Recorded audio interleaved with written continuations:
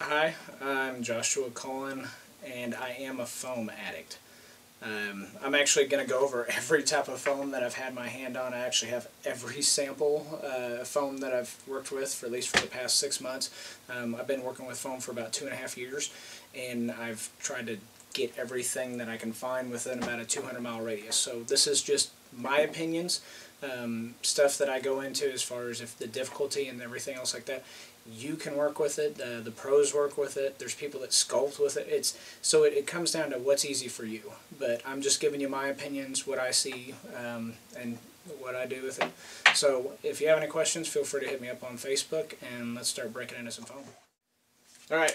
First up is the most famous foam you find everywhere. It's the Harbor Freight stuff. 2x2 squares, 4 come in a pack. Usually you can find them on sale for $6.99, $8.99, $9.99. I think $9.99 is every day, but it's half-inch foam.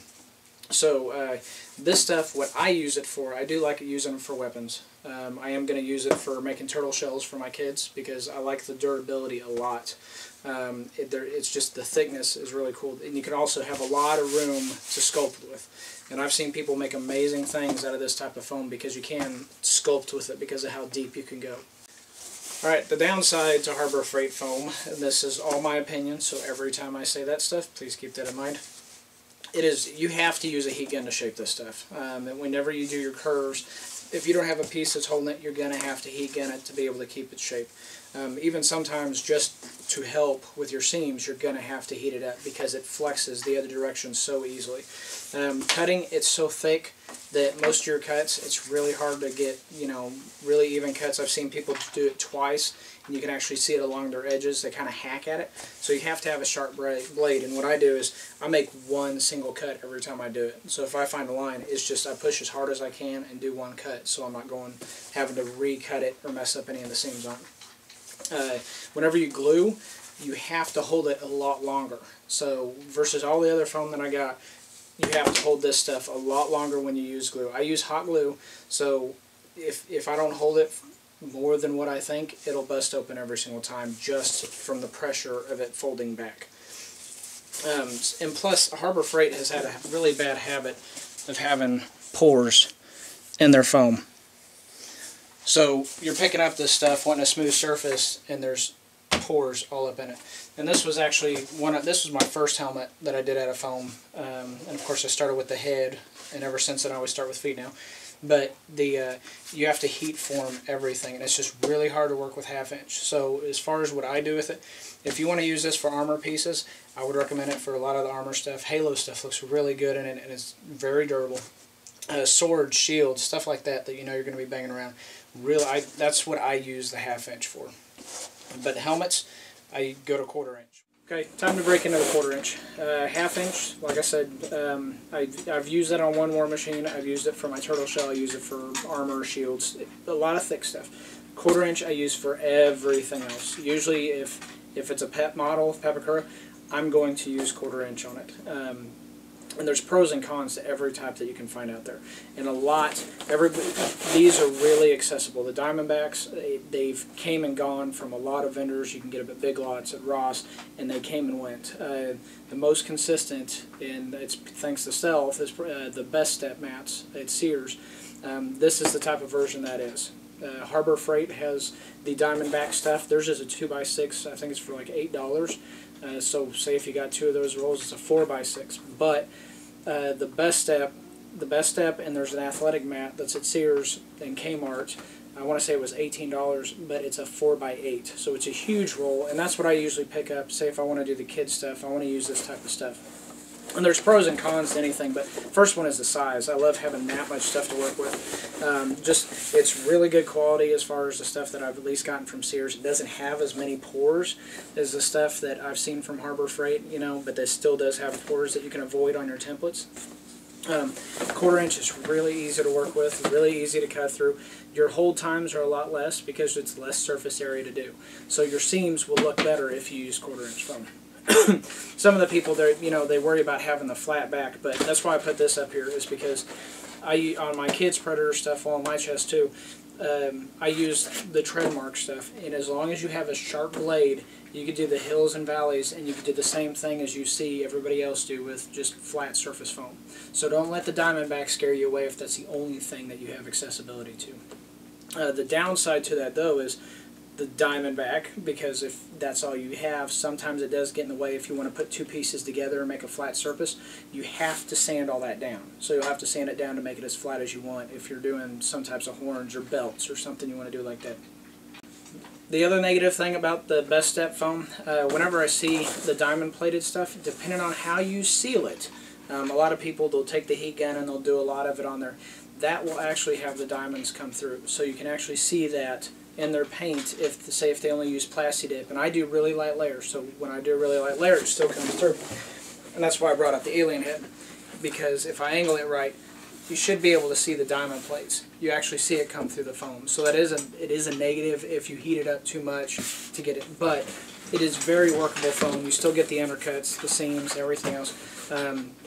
Very easy foam to work with, and it just depends on where you want to get it. Okay, so I'm going to throw this roll in, which is Stats Basketball Court. This is what I used on my second suit, the Guyver suit, when I started building, and I bought a ton of it. And I actually have 2 rolls left that I'm only using for helmets. So when you see this come across, it is foam. It just has a basketball court print on it.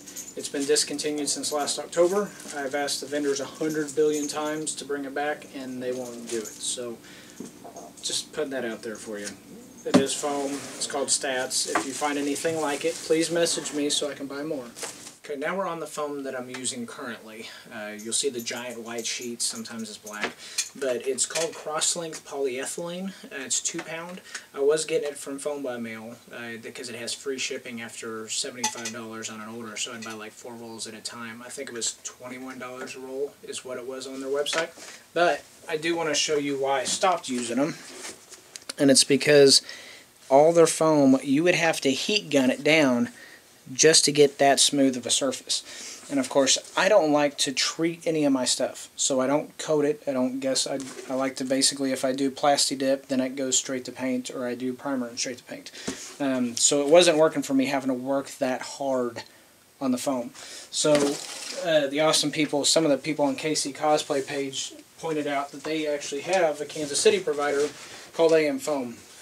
And you get this awesome 4x6 sheet of foam. This was $14. And it's super soft, and there's absolutely no lines on the foam. There's no pores. It's super smooth.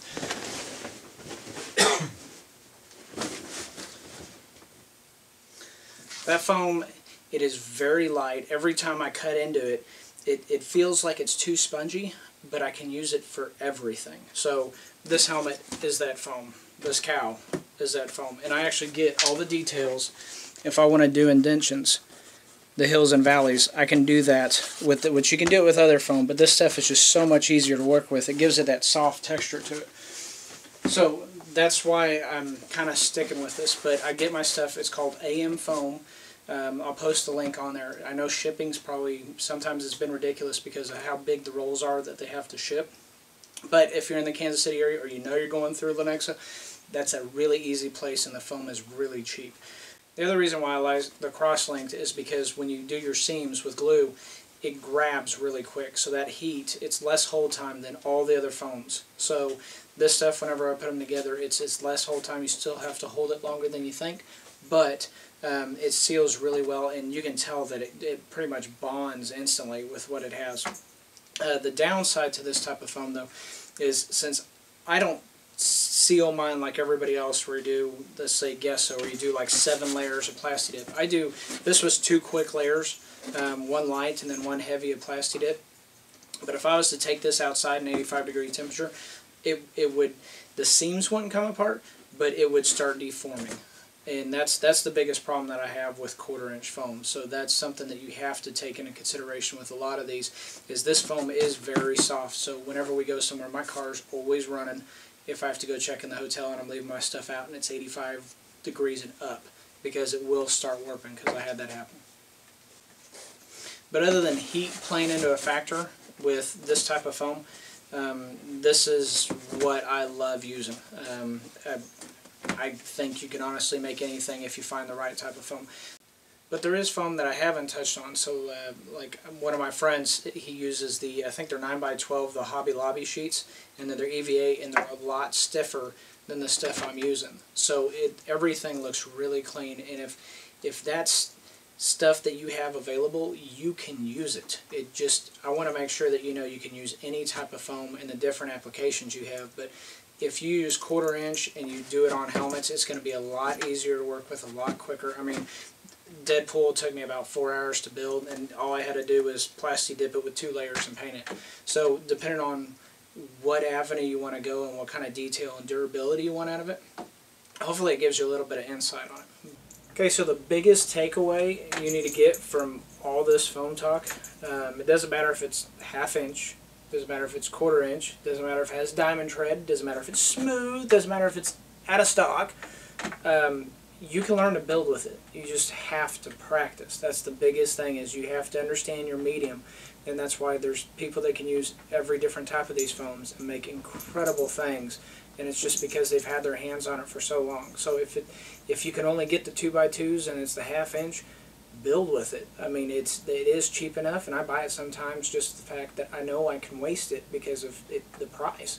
So don't let that stop you from at least trying. It's just, all this is practice. Whenever somebody says skill, it's practice.